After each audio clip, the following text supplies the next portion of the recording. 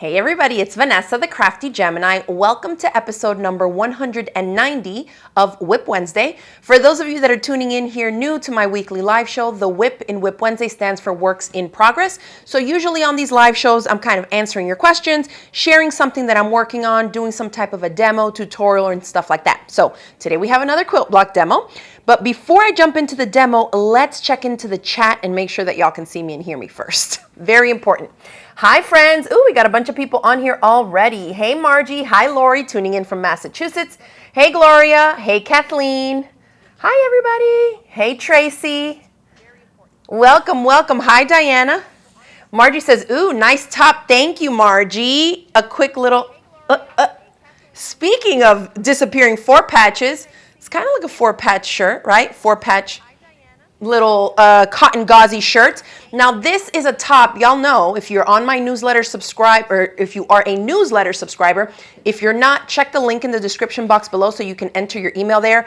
That will keep you in the loop of everything that we have going on here at Crafty Gemini headquarters, including big projects. Like this is part of one. I recently, not recently, maybe earlier this summer, announced that I'm working on transforming my entire closet into all me-made clothes. So it's going to take me a while, right? Because we know sewing takes long. And if you put in time and effort, you know, the finishings, and depending on what type of garment patterns I'm making, and maybe I need 2 takes or 3 takes at a pattern, all that mixed in there. But I'm working little by little to sew my entire wardrobe. So this is one of the tops that I recently made.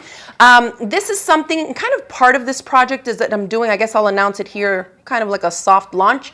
But if you go to my YouTube channel at The Crafty Gemini, next to the subscribe button, you'll see something that says join. So I created recently, we've been working on it for a bit, but I recently launched it, or at least put it up there, a YouTube membership. And there's 2 different options. I'm not going to get into all the details here, but if you click on that join button, it'll pop up. There's a little video of me telling you all about the memberships.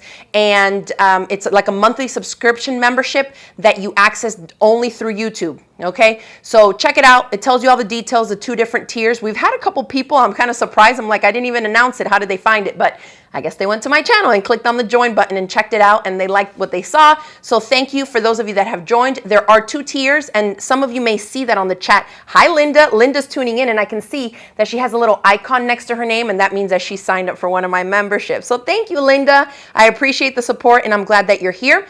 It's important for me to note that this membership is just for garment sewing.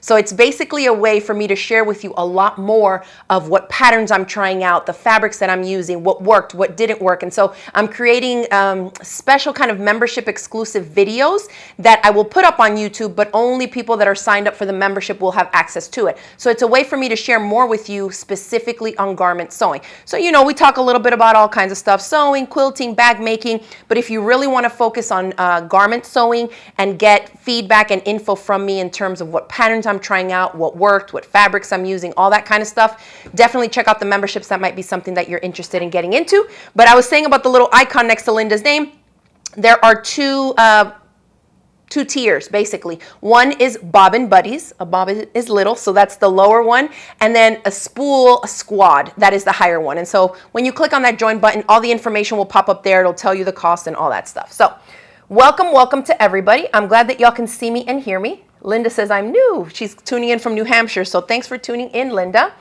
All right, so let's go ahead and get started. Let's give everybody, oh, well, I was talking about the shirt a little bit. This is one of the projects. So I've filmed a video. I'm in the process of editing it on my experience with this pattern, the fabrics that I use, and I kind of filmed myself making it and working on it, and I really love it. The neckline, super cute. And so again, it's not one of the things that I'm just going to be talking about on YouTube, but all the content surrounding the different projects will be on the membership. So if that's something that you're interested in, check it out. Okay, let's go ahead and give everybody the over-the-shoulder camera shot now so I can kind of pull out these. I know that in the past couple of weeks, and let me brighten this up. Yeah, it looks a little dark to me. I think like that. Okay, so in the past couple of weeks, I've done demos on WIP Wednesdays featuring 2 different types of disappearing 4-patch quilt blocks. For those of you that don't know, or maybe you're a quilter and you're kind of like, why do they say disappearing? It means we start off with a 4-patch block, but then we chop it up, move pieces around, and sew it back together to create a totally different looking block than a plain old 4-patch block. And we talked about this, I think, last time. This is a 4-patch, just like the shirt. Okay, it's funny because we're about to do this with the 2 pieces of fabric that I have there on the rotating cutting mat, and this is what we're going to do is basically put together 4 blocks, then we'll chop it up and we'll put it back together, and we are going to make this variation on the disappearing 4-patch block. If you have ever sewn a bunch of little 2.5 inch or 2 inch squares together, this can be a nightmare, especially when every little square is cut individually and it's not stabilized. I feel like it can get really wonky and things stretch out. I don't know why, because you would think, you know, there's just straight cuts, right? We're not working with any triangular pieces or anything cut on the bias, but it just doesn't work out as well. So this is actually one way that you can whip up blocks in this size, which right here, they're 8.5, 8.5, and 8.5.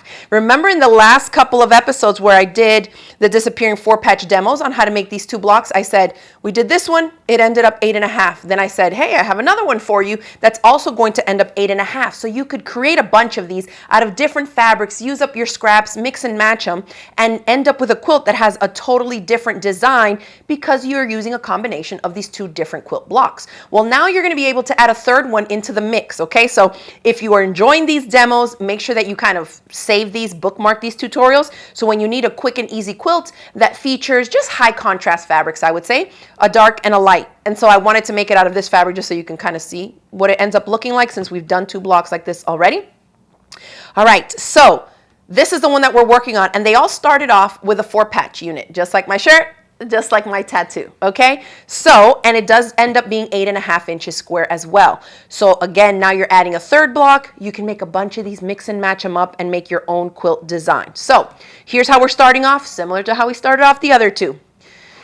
2 rectangles that measure 5 inches by 10 inches. I like making these blocks because I can use my Crafty Gemini 5-inch by 10-inch ruler as a template and a ruler. So we use it both to measure and cut, but also I use it like this, so that you can just put it on a strip of fabric. If you cut a 10-inch strip of yardage, you can just position this on there and just cut yourself multiple at the 5-inch width because it matches the template or the ruler exactly, okay? So we started off with 2 rectangles that measure 5 by 10. Great. If you don't have yardage, maybe you have a stack of those 10-inch layer cakes or tiles, you know, depending on the manufacturer of the fabric, they'll call it a different name, but they're basically 10-inch by 10-inch squares. You could cut those guys in half if they actually measure 10 inches, okay? Sometimes you get them out the pack and you measure and they might be like 10.25 one way and like 9 7/8 the other. That's gonna be a little bit of a problem, right? But if you have them where they're a little bit bigger than the 10 inches, you can even trim them down to make the cuts more accurate. And then when you have your rectangles, remember I like to recommend 1 light, 1 dark, okay? Because you're gonna get a lot of contrast. So I'm curious to see how fun this one is going to look. This is a blue print with white stars on it. Remind me to show you something with this fabric. This is why I pulled it, because I had a scrap here left. But I want to share something else with y'all that I've been working on over there.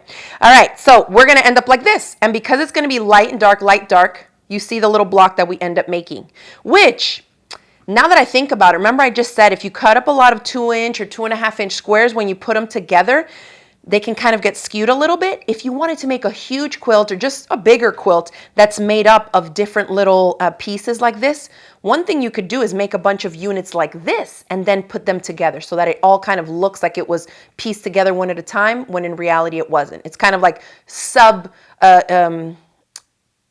like instead of sub-cutting, but like sewing it up into sub-chunks that then you can kind of move these blocks around and then put the whole thing together. And then overall, it will just look like a bunch of little patchwork pieces put together as one big sheet, okay?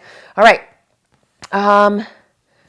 Oh, So Crafty says, I can't wait for the mystery bag club to start. I think I have everything I need. I ordered some pretty number 3 and number 5 zippers. Yes, we had launched a new mystery mini bag club number 2. It closed this week. It's still open, just at a higher price because the early bird sale price is closed. And so for those of you that have joined that mystery mini bag club, remember that you want to download your calendar because the first class goes up on the 15th of this month, okay? All right. Hi, Brittany. Thanks for tuning in, girl. Hey. All right. So we're going to take our 2 rectangles, pretty sides facing up. I'm going to put one on top of the other with pretty sides touching. And let's grab a couple of our magic pins here. And I'm just going to put a couple on one long edge. If you've watched me the last couple episodes, you already know the beginning, right? We're going to start off. We got to get it to be a 4-patch first. And then we're going to chop it up to make the 4-patch disappear and end up with this guy. Okay. Okay, so we are going to sew right here using a scant 1/4 inch seam allowance. Very important. If you give this demo a try at home and you say, oh, she lied, it doesn't end up being 8.5 inches square, you may want to check your seam allowance, okay? Because if you even do a true 1/4 inch, your block, the finished block, will end up being a little bit smaller, because think about all the seam intersections and connections that we have going on here. It's going to shrink it down a lot more if those seam allowances are larger than called for. Okay, so I have my needle position on this machine at 3.5 is in the middle. And so I scoop mine over. If you have this machine or you bought it from us in the past, you already know we like to scoot that 3.5. That's the needle position. I scoot it up here until it's 5.0, and that means that the needle has now scooted over a little to the right.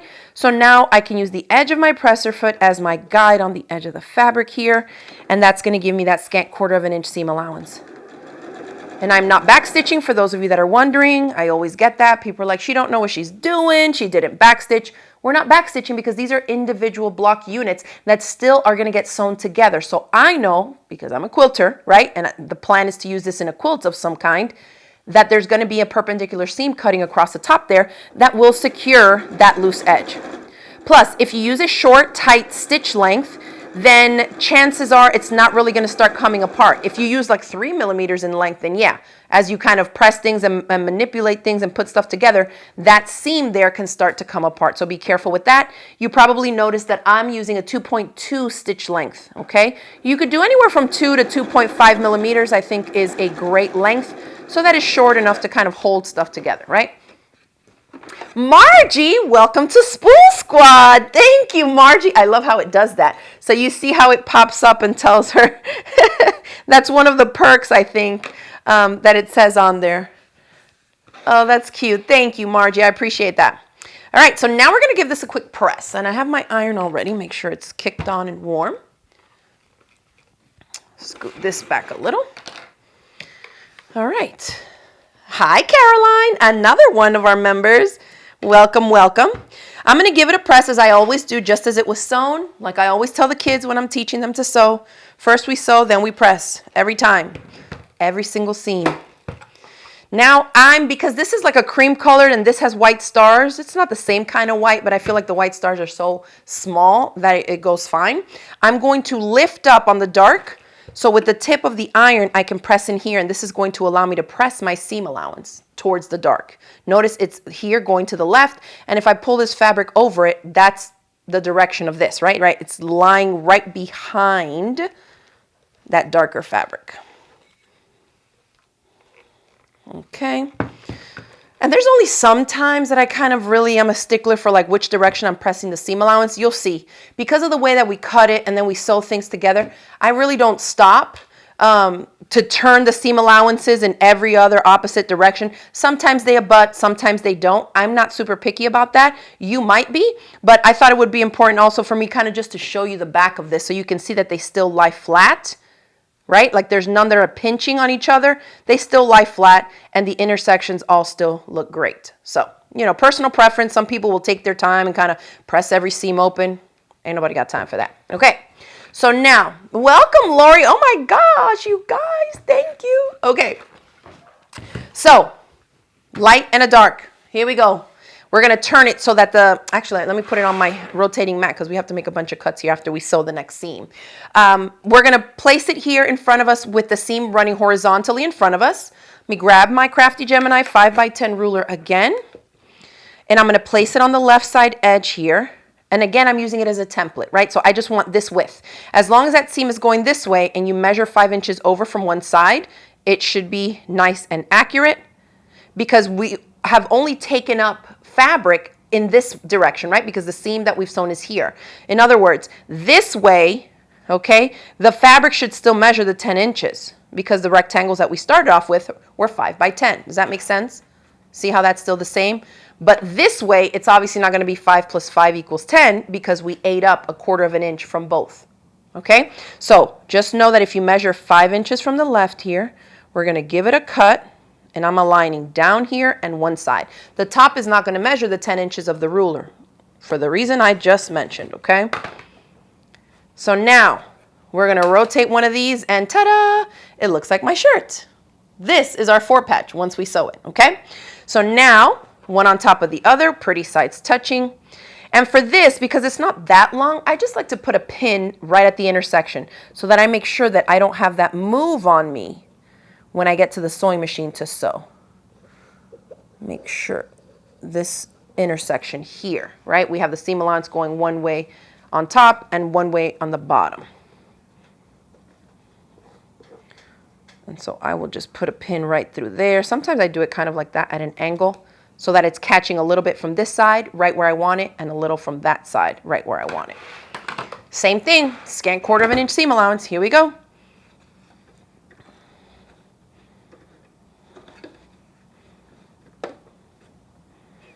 And I'm using the same thread I was using last week, y'all, that 50 weight Aurifil thread. You can probably see the orange spool right there. Same thing.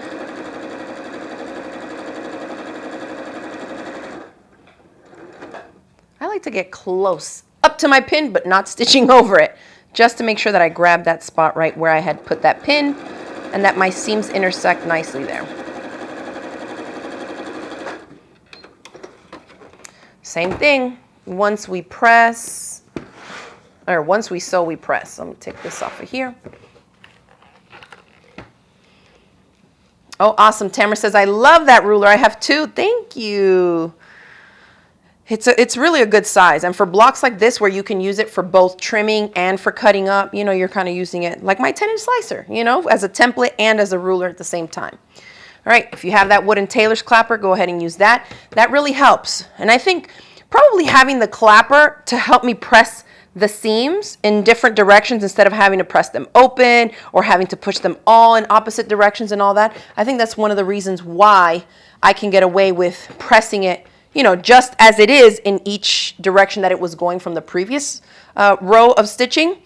And so it still allows me to get kind of a flat block, right, without that much bulk, or that at least that you feel underneath there, which for me, as someone who mostly finishes my quilts on a long arm, is really important. Whenever I have really chunky seams, I have to like either hit them with a hammer or a mallet and really kind of break those fibers down, get it to lie flat before I dare stitch over it, okay?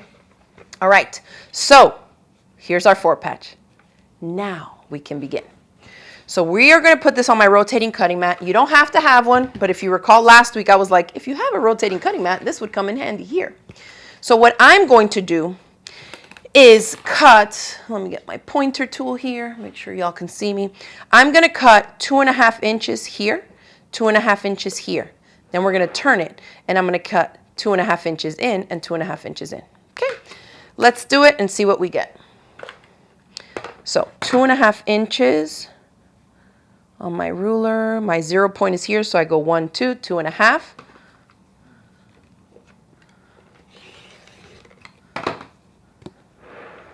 Rotate this baby around. 2.5 off the other side, in from the outside, I should say.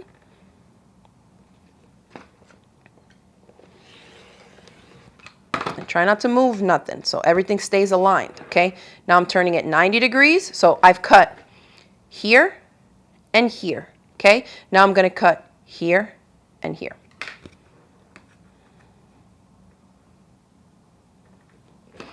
And you can see, or you can imagine probably, if you're going to make a quilt making this block, it really helps to have a rotating cutting mat.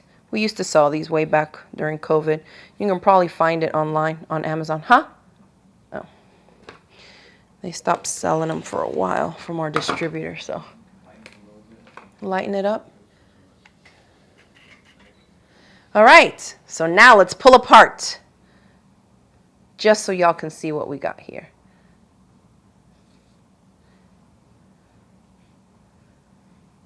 Okay, so you see we still have a little mini 4-patch here in the middle. The top, bottom, side to side here are made up of 2 units, okay? So light, dark, dark, light on this one, same thing here, same thing here. And then the 4 corners are just standalone little blocks, okay? So here goes. I need to basically rotate some of these. I'm going to leave them one in the middle the same, and we're going to start rotating around until we get something that looks like this, okay? So if we start with the middle, I need to have basically every other square alternating, right? So this cannot be right on top of this. So I know that I can swap it, and now we have alternating. It's basically making a 4-patch here. You have the 4-patch in the middle, and let's move this one so we end up with the same thing. If I turn it this way, now we alternate. Boom, boom, boom, right? Let's go here. This guy is not the same as this, so we're going to let it stand, right? This guy is not the same as this. We leave it there. This one here, I need it to be the opposite. So I'm going to turn this. See how we're doing that? On this side, these guys are the same. I don't want them side by side, so we're going to move this guy. Okay? And that's it. So you see your little 16 patch here, like that. And then you're just going to piece the whole thing together. So this is not going to matter too much exactly the order that you do it in, but you will want to have some type of a method to it. In other words, if you're not a quilter, you might start maybe from left to right, and you'll say, I'm going to sew this to this and then go here to here. Okay? If these guys were stuck together, you're not really going to comfortably be able to insert this one in there, because now you have kind of like a double seam. So we want to break it off into chunks where just straight seams are necessary. And so the way that I prefer to do it, you might go a little bit different, is to start with the middle, because I already have a 4-patch put together here. So attaching 2 here is going to be easy, and attaching this one here will be easy. And I'll basically have a good chunk, half of the block done by doing that. Okay, so let's flip it. With this one, because we're alternating that dark and light fabric, the seam allowances are already going in opposite directions, which is really helpful. We don't have to fuss with those seam allowances because they're already where we want them to be. Okay, I'm going to stitch this one up, and then I'll come in and grab this one to put on the other side at the bottom. My foot pedal came unplugged. Let's get you back in here. Okay. Same seam allowance. And if you have a seam allowance, if you've been aligning the fabric like a little to the inside of the foot or a little to the out, whatever it is, you need to be consistent in that actual width, right? In the correct scant 1/4 inch seam allowance. Otherwise, all these seams, if they're a little bit off, the block is not going to finish the right size.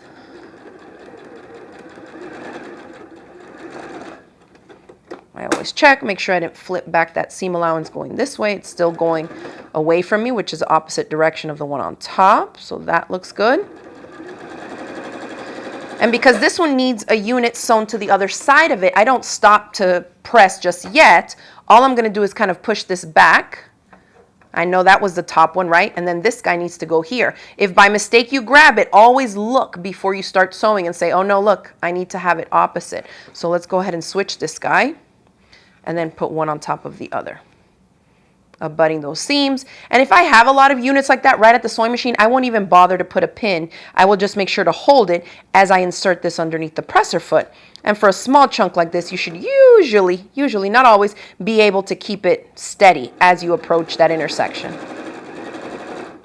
Make sure nothing is moving. Good. And now I will stop and press because I have 2 little seams. Let me grab my little ironing mat here. Oh, I forgot I have a mat underneath there. Duh. Yep. Oh, sorry. Let me see my chat. Marilyn says, does this method take about the same time as strip piecing? I mean, it's tricky to tell if something's going to be a lot faster than the other, because it also depends on what you're comfortable with. For some people, this might be faster because if they're strip piecing, they may more easily kind of rotate the next unit around. And then obviously that's going to slow you down, because if you have to take out stitches, it's not going to be a fun time. I like this because it allows you to kind of bring everything down into bite-sized chunks and worry about just doing 1/16 patch at a time. Okay? So, I mean, personally, I would say just try them out. Maybe make one block with one and one with the other, and just kind of see, not so much which one is even faster, but which one do you prefer more? Because if you like a method more than another, chances are you can probably do that one faster because you're just going to be enjoying it more. At least that's how I work sometimes. Yes, Tamara says these would be great blocks for baby quilts. I absolutely agree.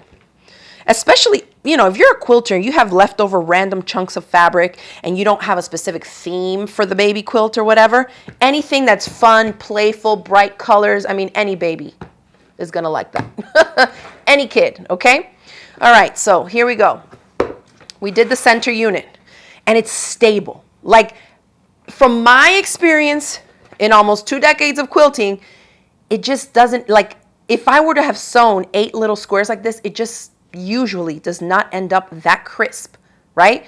It's just more stable. You know what I mean? Because we had more fabric as we were sewing the seams. It's something about having the individual little squares. Maybe it's just me, because I tend to kind of be really rough with everything. So the smaller the piece, even if I don't starch or I starch, I feel like it still moves on me somehow. But that looks, I mean, great. If I do say so myself. Okay, now we are ready to attach the side units. So do not go here and think you're going to sew that just to that, okay? We got to think in the same chunk, right? In like units and subunits. Like we just did the middle, now let's work on one side. So we will go here and sew this guy to here, and then this guy to here. Do the same thing for this side, here and here. And then when we have 3 individual units, then we can join one to each side of the center unit we just made. So that's the way to kind of break it down in a way that you don't end up with any kind of wild like Y seams and stuff like that, okay?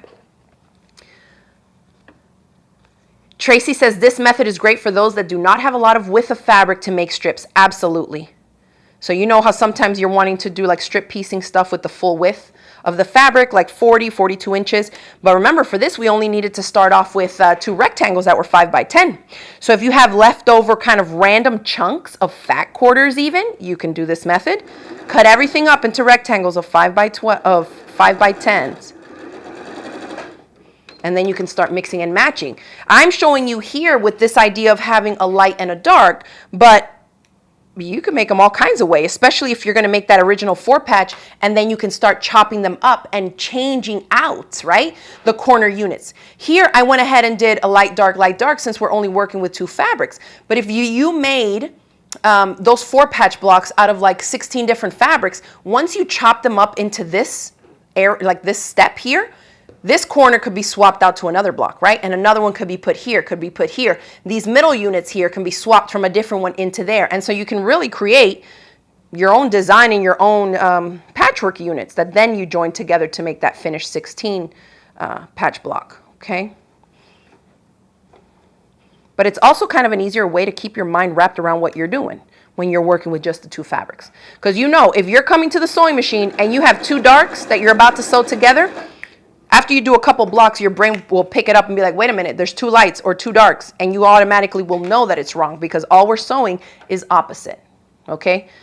Whether we're going this way or that way, they have to be a darker light, a darker light, a darker light, at least for this block variation. So let's do this other one. Same. I just check with my brain real quick, no pins, no nothing, and I'm sewing a light to a dark that's underneath, so I know I'm good to go here.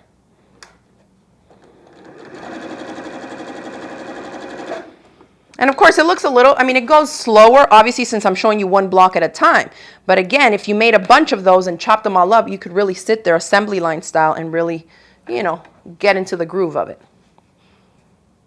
So now again, I'm just double checking. I have a dark getting sewn to a light, so we're good.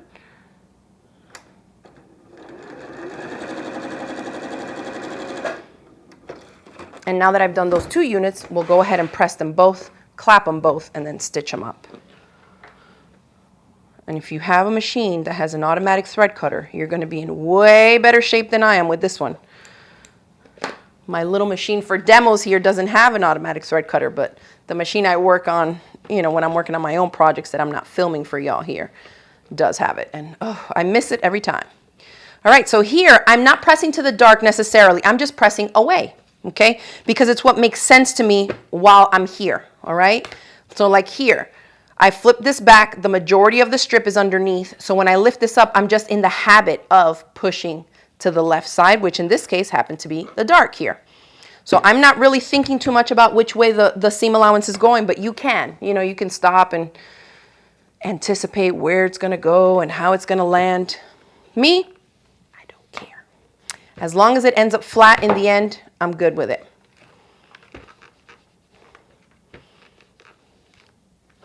And so see, there's something about it, like doing them like this, because that middle unit was already stabilized. It's like you just end up with a way more not distorted patchwork unit. Look at that. Okay, that looks good. I'm going to press this guy again and clap it real quick. Okay. So now we put them back and then we ask ourselves, are they in the right spot? Nope. So we swap it because remember, we got to be alternating for that 16 patch. Okay. So now we have a little bit more, right, in terms of intersections. So we're going to go here to here, here to here, and here to here. So you just have 3 intersections that you need to kind of pay attention to every time you sew this. So we'll do one side first. And I'm looking here. My seams are going in the same direction. Do I care? Not too much because I clapped it and everything is flat. So what I do is I insert the pin right underneath those stitches so that the seam allowances are both going to the left here and my stitches are going to catch it right where that pin is, and hopefully my intersection turns out good. I think it will. Same thing, this middle block here. Seams are going in the same direction. And so this kind of a stuff, if you're someone who if your seams are going, or the seam allowances are going in the same direction and you can never get them to match up good, chances are that somewhere you are off. Either your cutting is not very consistent or your seam allowances, like the sewing part of it, are not very consistent. And if that's the case, then you can never really count on your consistency to hold you through the project, okay? Which, I mean, you don't necessarily want.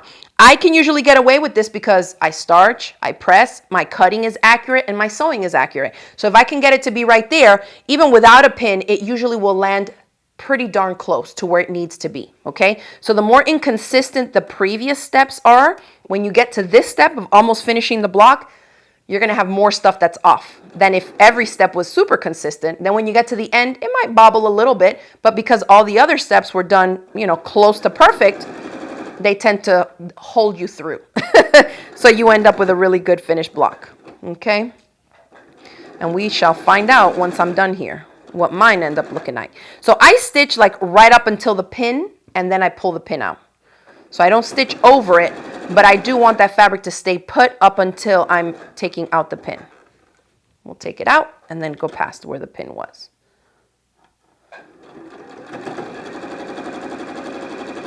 Okay.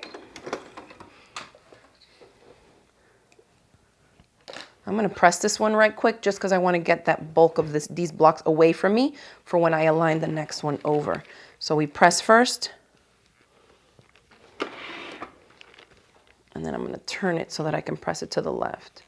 And that just has to do with, I'm mostly right hand dominant, and so I want to hold the iron with my right, so it just makes it easier for me to always press that way. Like I mentioned before when we were pressing to the dark, I always rotate it so that the dark is on my left side so I can always press in that direction, like we did at the beginning for the first 2 seams we sewed. Press it nice and flat. Let's clap it. Let's have a look. Boom, boom, bam. They look good, okay? So let's add the other side. And so that was the side that I just did here. This is the one that we're going to attach here. Ta-da! Almost done with the little 16 patch. So here, seams are going in the same direction, but I will insert my pin right underneath those stitches. Here, going in the same direction. And you know, I wonder if I would have put it to the other side if they would have ended up being opposite. I don't know. But those are things that we do while we're doing different projects and we're kind of working on the same steps again and again and again. You can always experiment and try different things out, and then you know, oh, okay, for next time, when I make on the next couple of blocks, if I swap it to the other side, then it's going opposite of the seam allowances. That was just something I thought of real quick, but I didn't try it. You'd have to test it out and see, okay? Let's see. Ooh, I'm missing a little chat here. Yeah, Sally's asking if the round pressing mat goes on top of the round cutting board. It actually goes underneath. It goes like that. The black part down here rotates. This is the Martelli roundabout. It was super expensive. Y'all remember when we started selling these that I was like hesitant about buying it myself. And then when I got it, I was like, oh yeah, it's worth every penny. And then we started selling them. We sold tons of them for a couple years there during the COVID times. But you'd have to look and see, you know, just look up Martelli roundabout. You may be able to find it on Amazon, but they are pricey. I still think it's worth it, but just know that. Let's see who else. Windless Original says you can make them piecemeal with scraps till you have enough for a quilt. Absolutely. That's a great way to do it. And you know what? If you're someone who chops up your square, like scrap pieces into 2.5-inch squares, remember that the 4 corners were standalone little squares. So you can save those and then start, you know, your bigger chunks, cut them up as you're putting them together, and then throw in different little pops of color on the 4 corners of these, right? I think, imagine you made a quilt that was mostly whites, grays, and blacks or something for the inside part, and then you had random little pops of bright colors on the 4 corners. I think overall in a quilt design, that would really help, you know, make those little bits in the corners of the 16 patch really pop with some color in an overall neutral kind of a quilt. I think that's a cool design idea there. All right. So here, because my seam allowances are going the same direction, I'm going to stop and just pull up closely and carefully to it right before I get to that pin. Pull the pin, make sure everything else is good and flat, and then keep sewing. Pull my pin, keep going. Stop right before my pin, pull it. And then at the end, you always kind of want to pay attention because it's loose, right? There's nothing else attached. If it was a longer strip, it's a little bit easier because you have more fabric to hold on to. But at the end, especially if you don't have a pin at the end, don't just let it feed through your machine like this. I find that that is a very popular beginner mistake. They're just like, I had pins, everything else went straight, and then at the end, it veered off. It's just going to do that because there's nothing else holding this cotton fabric. So it's a medium weight fabric. It's not just going to flop down. It kind of wants to do its own thing sometimes. And so I do take the time to realign it with the bottom and the side and hold it with my fingers as you stitch that last little bit of the seam. Very important. You don't want to spend all that time and precision with your pins and going slow all this way and then give it up right at the end, because that end is not the actual end, right? It still has to be joined to some other quilt blocks depending on where that unit is going to go, okay? All right. Oh, hi, Pamela. She says, when this is all done, can I have a link to order your daughter's dog treats? I have watched you for years, love your family, and would love to support her business. Well, thank you. Sure, you can check out her website. Can you put the website in the chat? Because her domain name is probably going to change soon, but the website will still be the same. So you can check it out. It's simply-pure-petco.com. So simplypurepetco.com. I think that's right? Simply-pure.petco.com. Yeah, and I put it up on my Facebook page. On the Crafty Gemini Facebook page recently. My daughter is 14. She started her own business, y'all. Did all the stuff, created her LLC, got all her feed master certificate stuff from the state of Florida, all that stuff.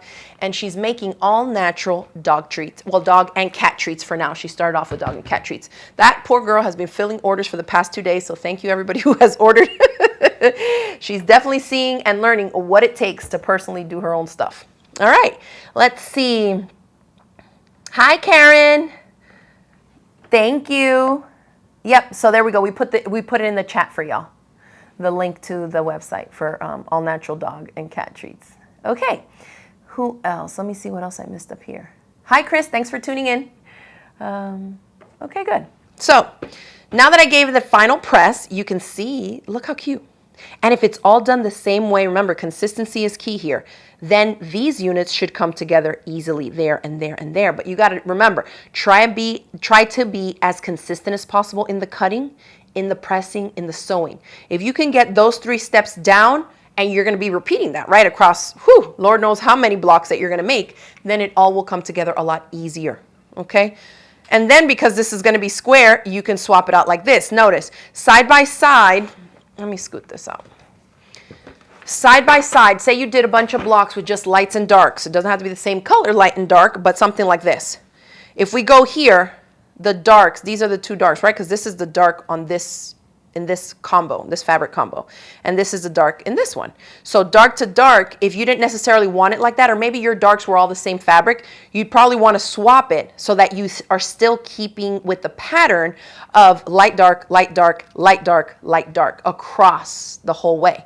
Because this is going to be a square, 8.5 inches square like this, you can turn them any which way to make that overall design how you want it to be, right? All the darks touching or not, or still maintaining that kind of alternating pattern throughout.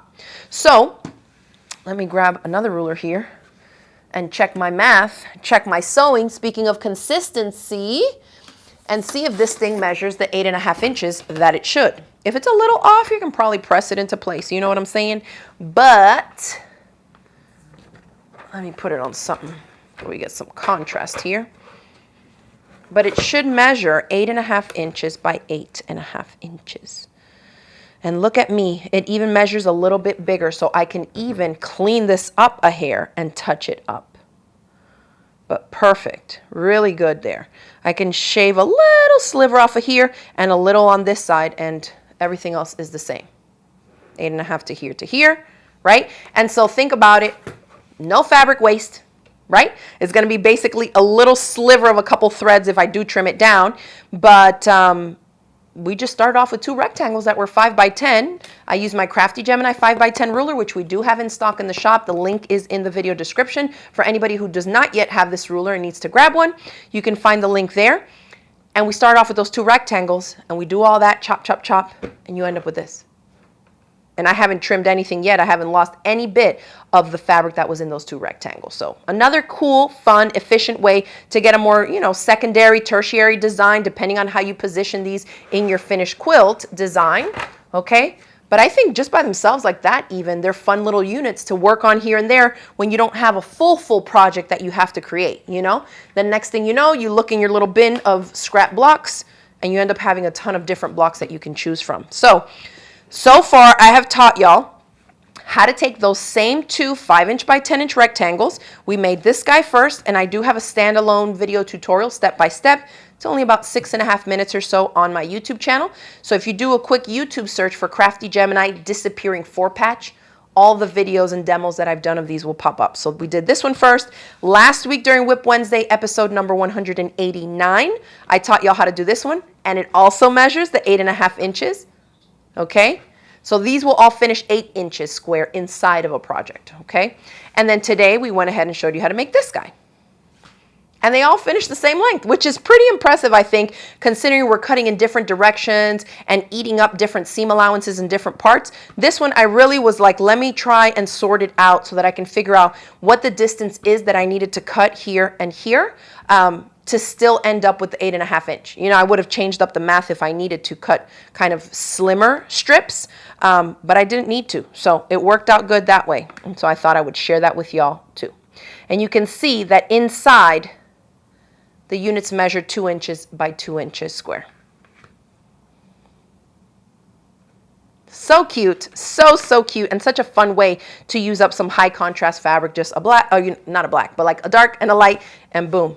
That would make a really cute black and white quilt though, if I think about it. Also, okay? Karen says, I love all 3. I can't wait to start a new quilt. Yes, yes, yes. Oh, thank you, Windless Originals. Girl, I didn't even think about it because my points, they usually be on point. So yeah, if we have a look at these points, they all look great. I mean, they're literally all spot on. Ta-da!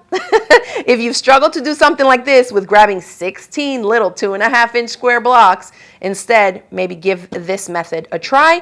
I think you'll like it. I think it stayed a lot more square, more easily than it would be to grab them little bitty bits and be fussing with them, okay? All right, let's see. Oh, good. Thanks, Tracy. She says she's watching one of my videos and making a basket from one of the older videos. Great. Yes, thanks for tuning in. Yes, of course, these videos will always be posted right here on the Crafty Gemini YouTube channel, so you can always log back in. But now that I have kind of a little library going of these different disappearing 4-patch blocks, I'll go ahead also and create the standalone tutorials for y'all, like I did for this guy. So I'll do another standalone tutorial on this variation, and then I'll do one again for this one. That way, next time you go to find this WIP Wednesday episode, you don't have to sit here and watch a 45-minute chat. You can just get right into it with my clear and edited video tutorial for them. Okay, so thanks again everybody for tuning in. Thanks for your great questions, for your support, of course, and for those of you that signed up for my YouTube membership, thank you. It's going to be basically a smaller community within a bigger community. We're talking about clothes, we're talking about body measurements, and a bunch of stuff that I don't necessarily want to be posting all for the whole World Wide Web. to see. And so I feel like if you really want to focus in on garment sewing and you want to get a lot of the behind the scenes, the tips, the tricks, what worked, what didn't, where I'm sharing with you also any fails that I have to help you avoid the wasted time and money and fabric. In those situations, then check out that membership right next to the Crafty Gemini YouTube channel subscribe button. There should be a little button that says join. If you click on that, that is just going to open up the page where is a little intro video from me, and it will break down what the tiers are for the membership and what you get for what cost per month, okay, through YouTube. All right, so thanks again, everybody, for tuning in. I will see y'all in the next video, and I hope you find some time to make something crafty this week. Bye, everybody.